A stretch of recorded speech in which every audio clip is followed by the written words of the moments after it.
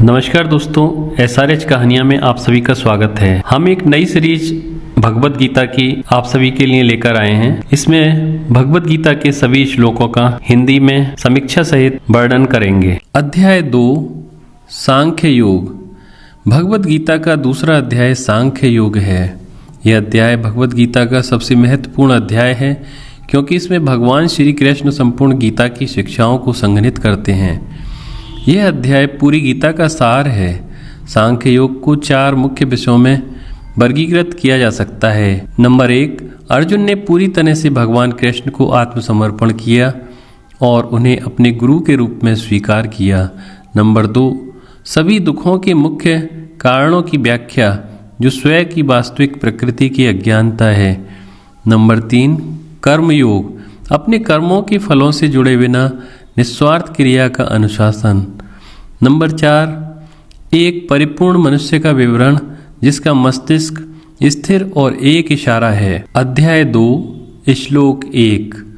संजय ने कहा, इस प्रकार करुणा और विषाद से अभिभूत अश्रुपूरित नेत्रों वाले आकुल अर्जुन से मधुसूदन ने यह वाक्य कहा। द्वितीय अध्याय का प्रारंभ संजय के कथन से होता है जिसमें वह चुने हुए शब्दों से अर्जुन की विषादमयी मानसिक स्थिति का स्पष्ट चित्रण करता है। अर्जुन का मन करुणा और विषाद से भर गया है। इस युक्ति से स्पष्ट होता है कि अर्जुन परिस्थितियों का स्वामी न होकर स्वयं उनका शिकार हो गया था। इस प्रकार एक दुर्बल व्यक्ति ही परिस्थितियों का शिकार बनकर जीवन संघर्ष के प्रत्येक अवसर पर असफल होता है। अर्जुन अपनी नैराश्यपूर्ण अवस्था में इस समय ऐसी ही वाह्य परिस्थितियों का शिकार हो गया था। अर्जुन की विषाद अवस्था का वर्णन करने के साथ ही संजय हमें यह भी संकेत करता है कि उसका आंतरिक व्यक्तित्व भग्न हो गया था और उसके चरित्र में गहरी दरार पड़ गई थी। अपने समय का सर्वश्रेष्ठ धनुर्धारी होकर भी वह किसी सामान्य युवती के समान रोदन कर रहा था।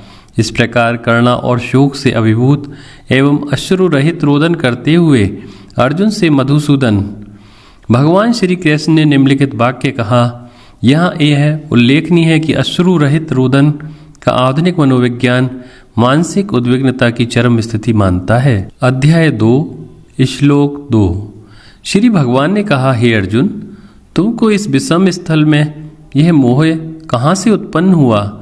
यह आर्य आचरण के विपरीत न तो स्वर्ग प्राप्ति का साधन ही है और न कीर्ति कराने वाला ही है। अपने आप को आर्य कहलाने वाले एक राजा को युद्ध भूमि में इस प्रकार हतबुद्धि देखकर भगवान को आश्चर्य हो रहा था। एक सच्चे आर्य अर्थात श्रेष्ठ पुरुष का स्वभाव तो यह होता है कि जीवन में आने वाली किसी भी परिस्थिति में अपने मन संयम से विचलित न होकर उन परिस्थितियों का कुशलता से सामना करता है और उनको अपने अनुकूल बना लेता है। समुचित शैली में जीवन यापन करके अत्यंत प्रतिकूल और विषम परिस्थितियों को भी आनंददायक सफलता में परिवर्तित किया जा सकता है। यह सब मनुष्य की बुद्धिमत्ता पर निर्भर है कि वह अपने आप को जीवन के उत्थान पतन में सही दिशा में किस प्रकार ले जाता है। यहाँ भगवान अर्जुन के आचरण को अनार्य कहते हैं। आर्य पुरुष जीवन के उच्च आदर्शों, पवित्रता और गरिमा के आह्वान के प्रति सदैव जागरूक और प्रयत्नशील रहते हैं। अर्जुन की इस शोकाकुल अवस्था को देखकर श्री कृष्ण को आश्चर्य इसलिए हो रहा था कि वे दीर्घ काल से अच्छी प्रकार से जानते थे और इस प्रकार का शोक मोह अर्जुन के स्वभाव के सर्वथा विपरीत था। इसीलिए वे यहाँ कहते हैं, तुमको इस विषम स्थल में आदि हिंदुओं का यह विश्वास है कि क्षत्रिय कुल में जन्मे हुए व्यक्ति का कर्तव्य है धर्म के लिए युद्ध करना और इस प्रकार यदि उसे रणभूमि में प्राण त्यागना पड़े तो उस वीर को स्वर्ग की प्राप्ति होती है। अध्याय 2 श्लोक 3। हे पार्थ, कायर मत बनो, यह तुम्हारे लिए अशोभनीय है।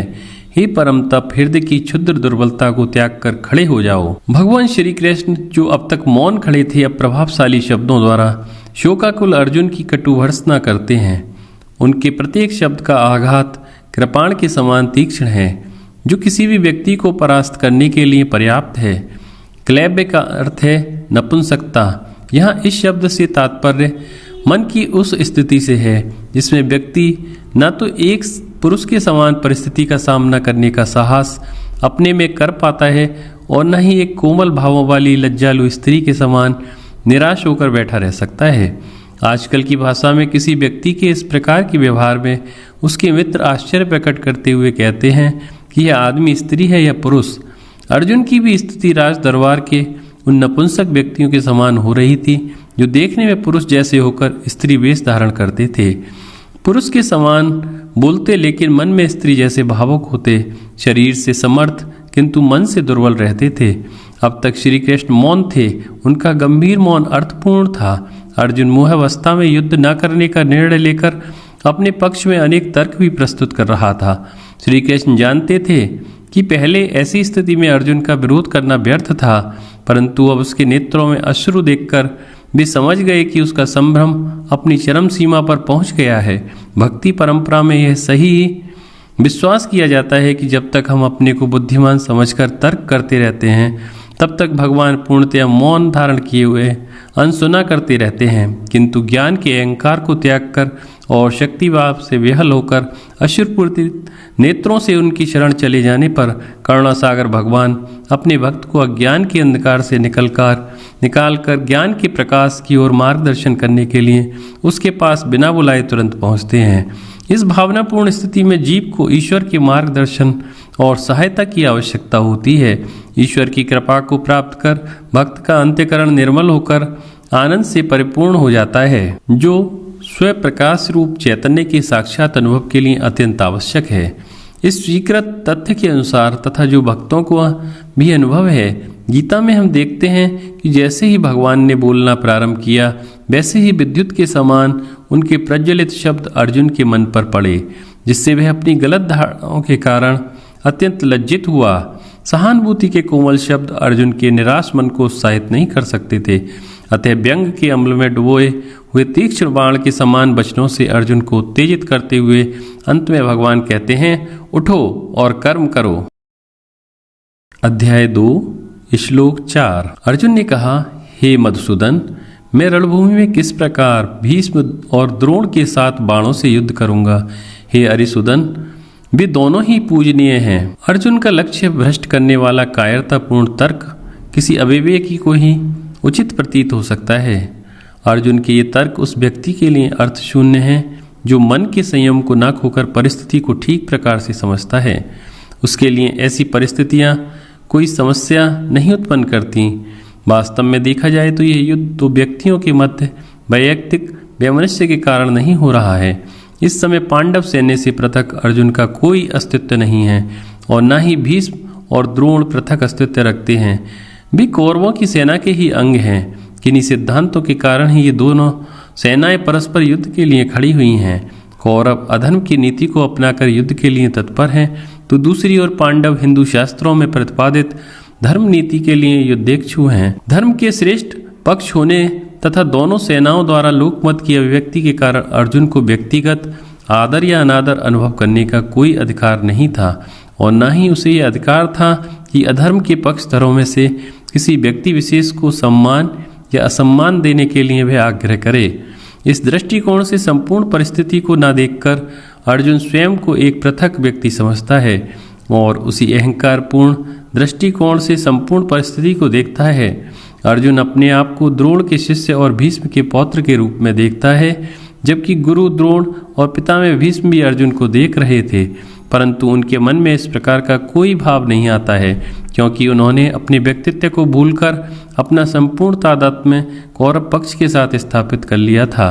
संक्षेप में यह कहा जा सकता है कि अर्जुन का अहंकार ही उसकी मिथ्या धारणाओं और संभ्रम का कारण था। गीता के इस भाग पर मैंने देश के कई प्रसिद्ध व्यक्तियों के साथ विचार विमर्श किया और यह पाया कि वे अर्जुन के तर्क को उचित और न्यायपूर्ण मानते हैं। इसका तात्पर्य यह है कि अत्यंत सूक्ष्म विषय है जिसका निर्णय होना परम आवश्यक है।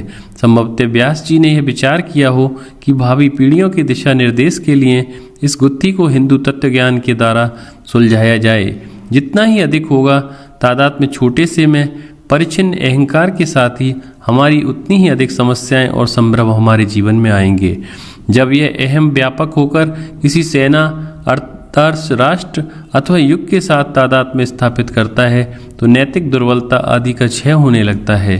पूर्ण नैतिक जीवन केवल वही व्यक्ति जी सकता है जिसने अपने शुद्ध आत्मस्वरूप को पहचान लिया है, जो एकमेव अद्वितीय, सर्वव्यापी एवं समस्त नाम रूपों में व्याप्त है। आगे हम देखेंगे कि भगवान श्री कृष्ण इस सत्य का उपदेश अर्जुन के मानसिक रोग के निवारणार्थ उपचार के रूप में करते हैं। अध्याय 2 श्लोक 5। इन महानुभाव गुरुजनों को मारने से इस लोक में भिक्षा का अन्न भी ग्रहण करना अधिक कल्याणकारक है, क्योंकि गुरुजनों को मारकर मैं इस लोक में रक्त रंजित अर्थ और काम रूप भोगों को ही भोगूंगा। अत्यंत उच्च प्रतीत होने वाले परंतु वास्तव में अर्थ शून्य तर्क अर्जुन पुनः प्रस्तुत करता है, क्योंकि स्वयं को न समझने के कारण वह अपनी समस्या को भी नहीं समझ पाया है। यहाँ उसने अपने गुरुओं अर्थात भीष्म और द्रोण को महानुभाव कहा है, जिसका अर्थ है अपने युग के आदर्श पुरुष। अपनी संस्कृति में जो कुछ उच्च और श्रेष्ठ है उसके वे प्रतीक स्वरूप हैं, जिन्होंने विशाल और उदार अंतकरण से सनातन धर्म के लिए अनेक प्रकार के त्याग किए। अपनी संस्कृति के ऐसे श्रेष्ठ आदर्श युग पुरुषों का नाश केवल व्यक्तिगत शक्ति एवं पदलिप्सा के लिए करना किसी प्रकार उचित नहीं प्रतीत होता है। केवल वह युग विशेष ही नहीं बल्कि इन महापुरुषों के अमिल जीवनोच्छेद करने से होने से भावी पीढ़ियां भी दरिद्र हो जाएंगी। अर्जुन कहता है कि संस्कृति के उपवन के सुंदरतम सुमनों को विनष्ट करने का विचार त्याग कर पांडवों के लिए भिक्षा अन्न पर जीवन यापन करना अधिक उचित होगा। इन गुरुजनों को मारकर प्राप्त किए गए राज्य का उपभोग भी वह नहीं कर सकेगा, क्योंकि वे सब उनकी कटु स्मृतियों और मूल्यवान रक्त से सने होंगे, जिनको विस्मृत कर पाना कठिन होगा।